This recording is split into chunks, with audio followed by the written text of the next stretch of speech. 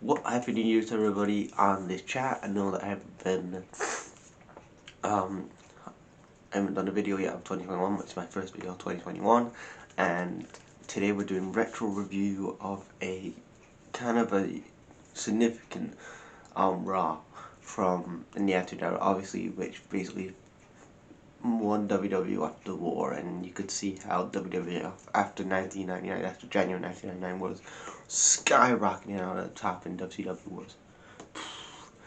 Um, and I'm talking about January 4th, 1999, the Mick Foley wins the WWF title.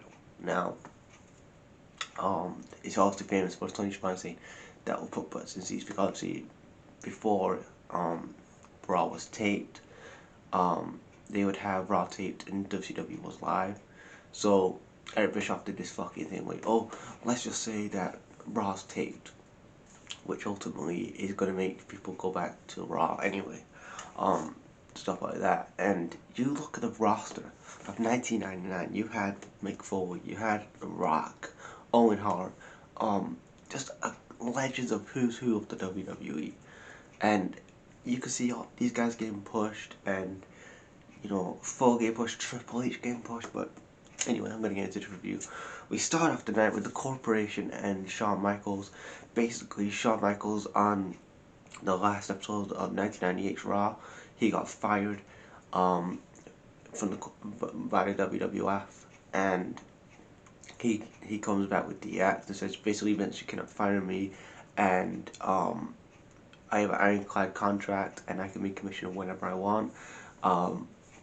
Then they show footage of Vince basically saying that he's going to be number 30 in the Rumble, Austin's number 1, and Shane and HBK is like, you're a wrestler now, Vince. So basically, you're not gonna pick who, what number you're gonna be. So you're a wrestler now. You enter yourself in the Rumble. He basically says that Vince is gonna be number 2, while Austin's gonna be number 1. And then we have the first match of the night, which is Ken Shamrock versus Steve Blackman Steve Blackman. This was a good opening match for Raw. You know, just a great opening match. Steve Blackman distracts Ken Shamrock, and Steve Blackman gets the win. Yes, that's right. Dan Severs was on the show.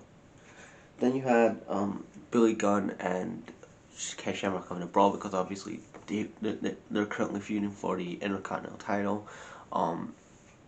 And obviously Ken Shamrock's been ducking Billy Gunn, saying, "Oh, I'm not going to defend the title," and stuff like that. And so yeah, they're feuding and they're having a brawl backstage. Then we have Foley basically telling Vince, he got a great promo on Vince saying that I've been wrestling for 15 years, I never had a WWE title match. And Vince is like, you're Mick Foley, you're living in you know, motels and all these other, like, he's basically putting him down in his promo. And so he says that if you can beat Triple H tonight, you can get yourself in the Royal Rumble match. So it's Triple H versus Foley tonight. Then we have Goldust versus Mark Henry, and this was when Mark Henry was a sexual chocolate, and he was doing the whole, he was smitten with China, and he wanted to date China, and basically China distracted him. Goldust gets the win. Then we had Godfather versus Test, R.I.P. Test. You know what, this was a solid match. I can't remember who actually won this match because I didn't actually write it down, but yeah. Then we had Triple H versus Mick Foley. They had a solid match. Triple H goes over with Shane as the referee. Basically, Triple H, Shane holds Triple H's hand. Basically, they see that. Basically, Triple H advances into the Royal Rumble match, but he screws over Shane and says that you should beat up Shane. And then after that, Foley gets back on the mic and basically has Shane as the hostage to say, I won a title match. I was screwed over it just then. And then basically Vince says, you want a title match? You're having it tonight on Raw. Then we had D'Lo Brown versus Edge. And then this was the whole thing that they had. They did this whole storyline where you would have Terry Reynolds, she was pregnant, this miscarriage storyline, like basically it was just whatever. Like, it's a sensitive storyline, and I don't know what the meaning was about it. Imagine if they did that in 2021, like the trigger they would get. But basically, she kind of falls over and they think that she's lost a baby. And basically, Edge wins the match. D'Lo Brown's like checking out her backstage. She's going on a stretcher. Then we had basically a segment with Kane and the Stooges, and basically Vince says that you need to beat up the Stooges. So basically, Kane kills the Stooges. And yeah, that was that. They made the corporation. Oh yeah, they made the corporation trying to find Shawn Michaels. Basically Shawn Michaels gets locked in the locker room, and then we go back to another scene where basically he's basically beat up. He's on a stretcher. And then we get to the main event of the night. It's Mick Foley versus Triple H.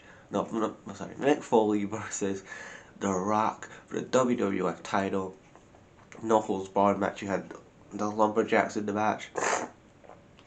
Corporation and DX, and you know you had The Rock and Mick Foley doing the stuff in the ring. A couple of Lumberjacks got involved, and then Ken Shamrock hits Foley with a chair, and then the Austin comes out. The crowd erupts, like the best crowd like I've ever heard, in my opinion. Like out of the building, everybody's got signs. Austin basically hits The Rock with a chair. Foley gets the win. After that, Foley is celebrating winning his title. He cuts a promo saying that, sharing on his wife that he won the title, and that's how Raw ended. And that was a great Raw.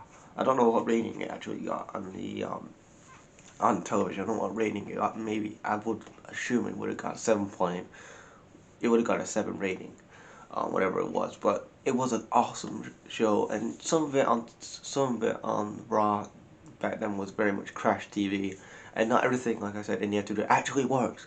So, you know, you got to actually, like the whole thing with Terry Reynolds, like, really? I didn't really want to see that, but apart from that, overall, it was a really good show, and basically he kicked WCW's ass.